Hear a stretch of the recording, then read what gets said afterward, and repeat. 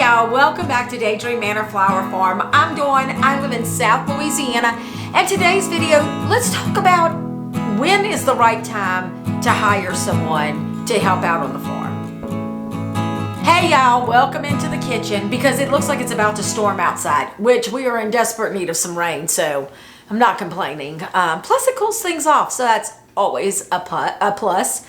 I hope everyone's doing well. Y'all, it is, I feel like the summer is just dragging.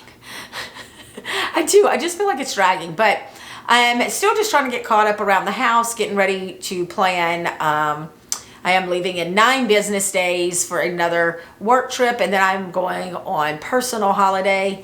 So I am going to be gone from the farm for about 4 weeks. I know. Mr. Daydream will be here. I'm going to miss him terribly, but I have an opportunity to do some travel with my best friend after I do my work thing, so we are going to take advantage of it. We try to do a big trip. We were doing them about every other year. Her birthday's in June, mine's in July, so we just kind of called it our birthday trip. The last big trip that we went on, her and I went to Vietnam together in 2019, right before COVID. So we are kind of anxious and ready to kind of start back in that space, and we're both finally in a place that we can start going, and I mean that just scheduling wise. So with the farm, it's always tricky. When can I leave? When should I leave? But again, I've said this before, I'm the boss of my farm. I get to say what it looks like. So it's more about my work off the farm. That is the scheduling thing, but this just happens to fall out really well. So we are going to do some traveling, and I'm super excited about that. We're going to go see, we're going to go to Paris, and then to back to the Netherlands, because that's where I have to go for work. And we're going to go into Amsterdam, then we're going to go to Munich and some places in Germany, and then we're going to head to Prague, and then we'll fly back home. So it's going to be a big trip, and we're just trying to get all the things organized for it. But that is not what this video is about. But I wanted to catch y'all up because that month, unless I film another video or two, you won't hear from me, but I'll still be around. This video is about when is it time to hire someone, or do you hire someone? And so I wanted to share some thoughts around that from my perspective to maybe help get some thoughts flowing for you and help you try to make that decision. I find that flower farmers fall into like 3 categories. So I feel like we have a category of folks who are trying to build an income. So may not have had an income before and is going to use this income to help support a household or whatever those needs are.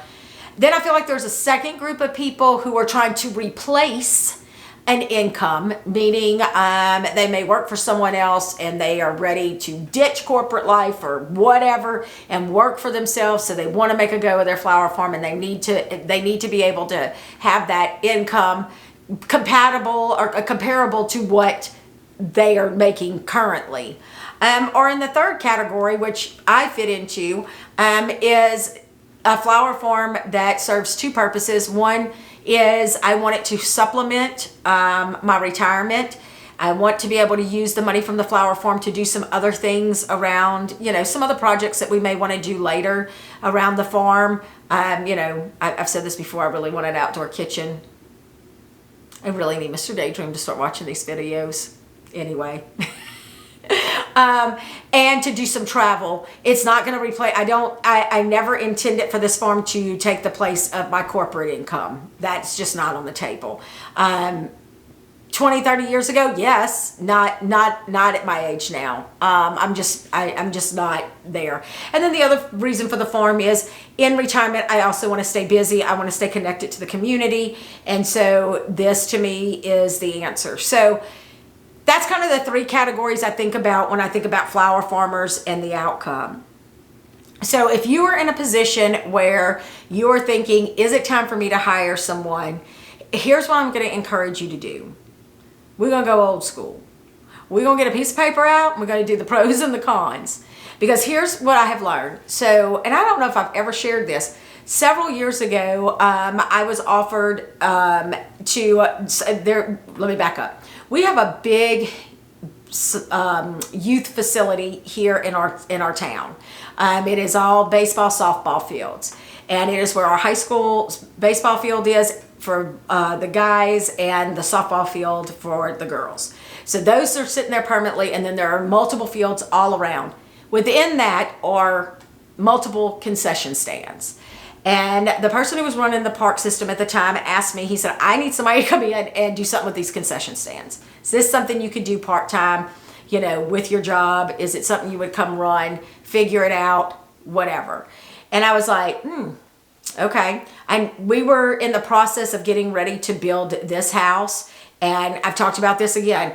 You know, our goal was to do it at cost. That's why Mr. Daydream did all of the work himself. And we didn't want to be in a lot of debt. So I was like, this is an opportunity to go earn some money that is above and beyond our income that we can put towards the house. So we did it for 2 years. Now, I had a really good crew of high school students that worked for me as contract. I 1099 them, and I had 2 adults that also worked for me. Now, I will tell you, if you've never worked a concession stand, sweet mama, that is some hard work.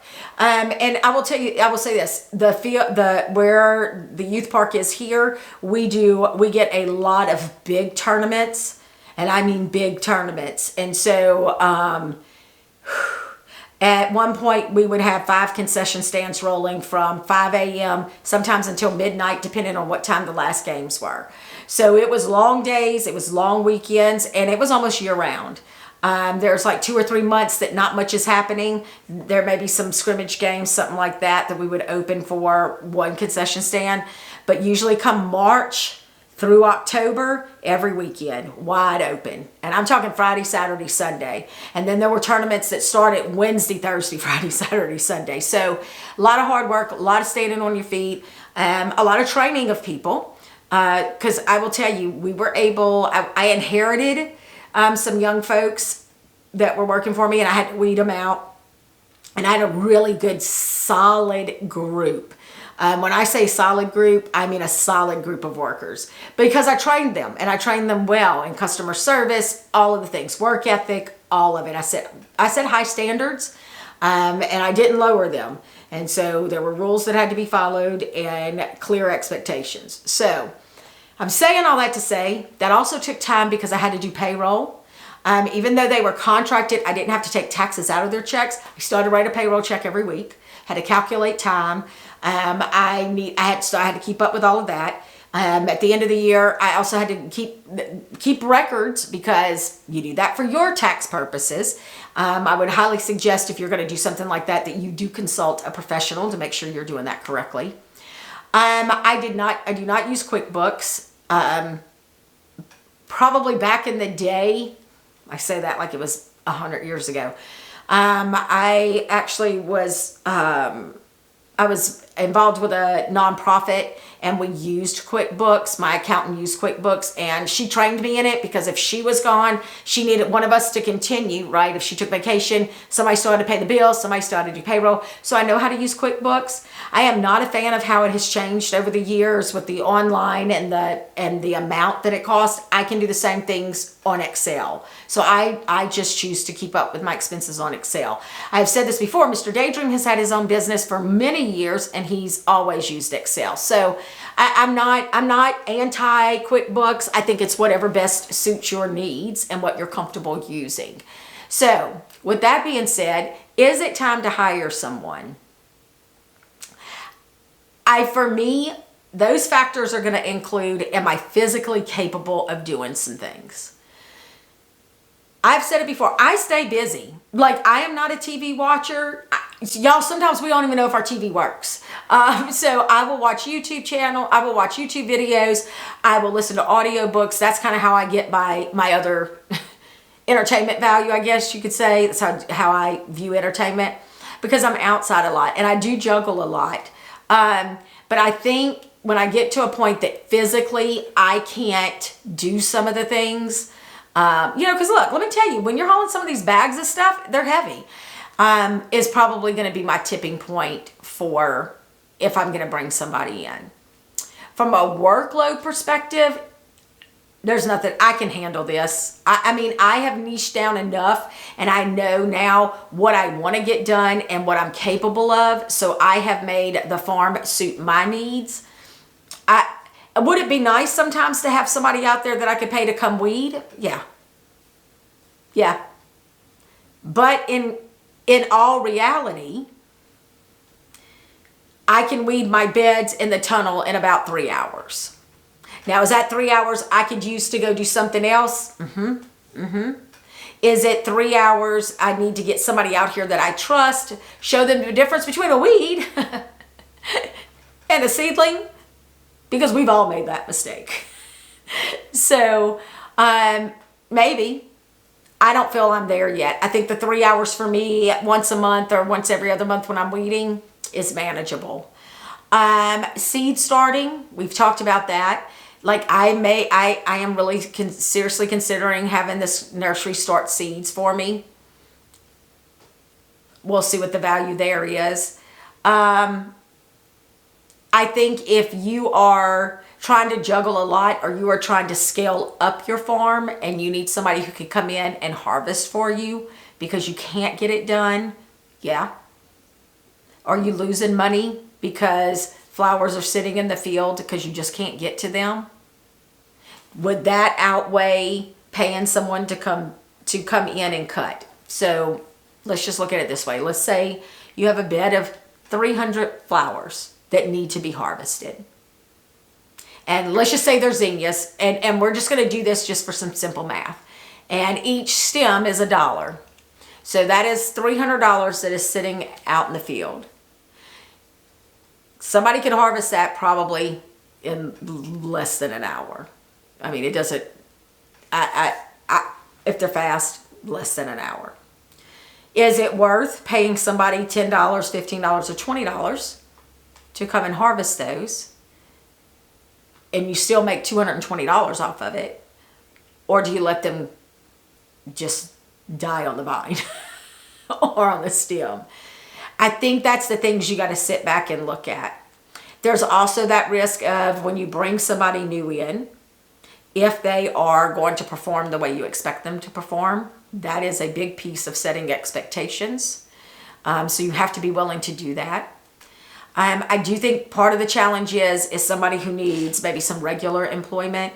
Even if it's a high school student, this is what I found working with my high school students. Once I was able to get a core group, as long as I kept them in my rotation and they were making regular money and getting paid weekly, they were here.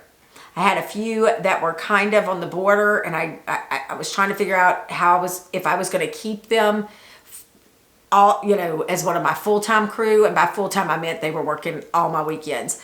And when I started slacking on their hours, they went and found another job. So I couldn't keep them at the number of hours they needed. Kind of faced that too when we were starting through the down season, and it had to start cutting back on some folks. Some of my kids wouldn't find other jobs, and that was amazing for them. So that's also a risk, and I don't think people really think that through a lot either, because that does happen. Is it someone that you have no issues with if you're not home, coming onto your property, cutting, letting them into some spaces, if you have a shed, whatever it is? I don't know. Do you have a grandchild, a niece or a nephew that wants to come in and work? I mean, those are the things you got to start thinking about upscaling. And then what do you want this person to do?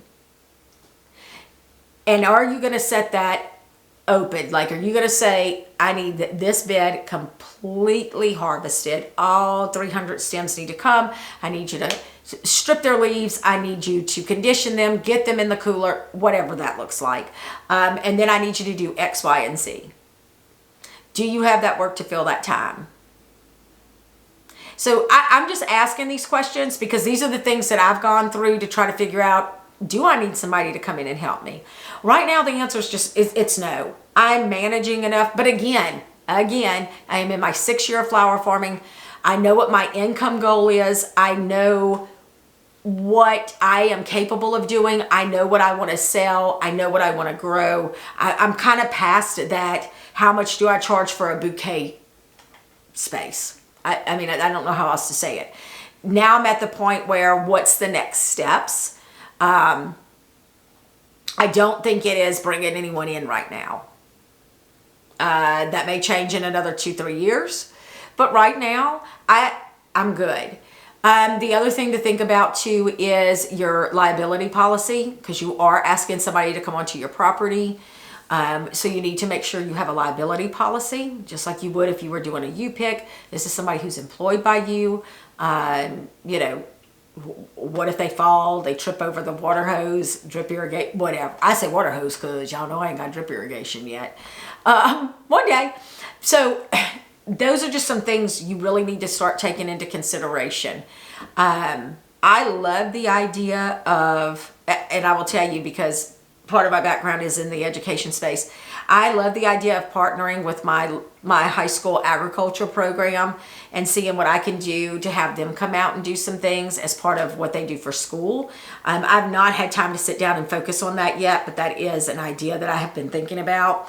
How can I partner with them to give them an experience? So I think there's some other alternative opportunities out there. You just got to kind of start thinking a little bit differently than traditionally hiring somebody to come do those things. So think about that. I would also say be very cautious if you are hiring. I know this is going to sound crazy, but I actually had this happen. If you are hiring a young man or a young lady and they don't get along. Y'all, teen drama is real. It's real. So, you know, make sure if you are hiring outside of nieces, nephews, grandchildren, or whatever, and you may have two young teens coming in, you know, making sure that they're compatible. If you've got 2 or more working, y'all, that is a huge thing. I was very fortunate with my concession kids. I only had a couple of issues that we were able to clear up pretty quickly, but teen drama is real. And I'll be honest with you, at this point on my flower farm, I'm dealing with that.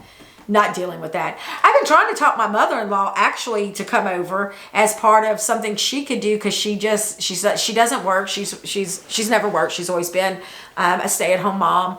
And you know, Mr. Daydream and I were talking about it. I was like, I'd love for your mom to come over, because she loves to putter in the yard. She does it at her house. I would love for her to come and do some things. I would pay her. I probably would, even though I'm really not at that space. I would probably give her a little something if she wanted to come do that, because I think it would serve a couple of purposes. So there's some alternate things to think about. If you have a retiree group in your in your area, there's a master gardener program. They may need some volunteer hours. So get creative about that.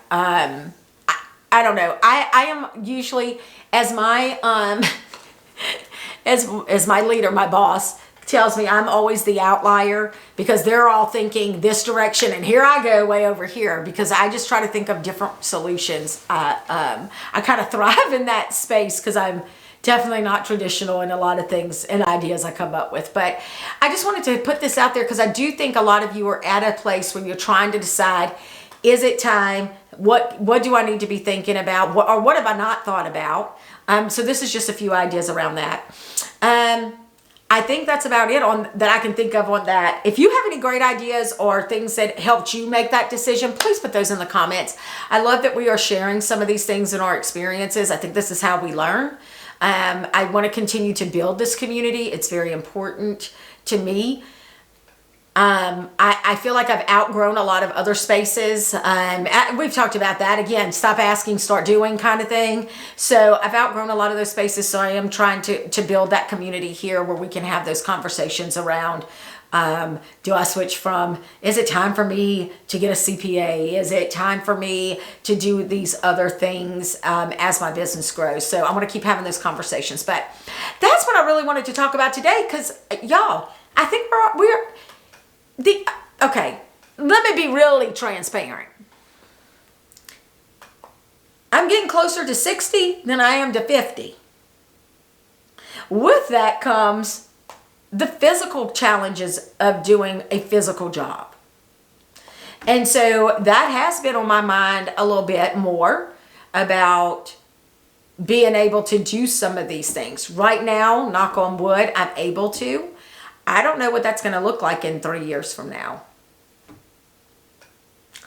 I don't know if physically I will be able to get on my, I love that thing, that little chair that has the rollers on it that I absolutely love. I don't even know what it's called. I got it at Harbor Freight. But I roll down my rows to weed and all that, but I'm still kind of bending over. I don't know if I'm going to be able to do that. I don't know if that's going to happen.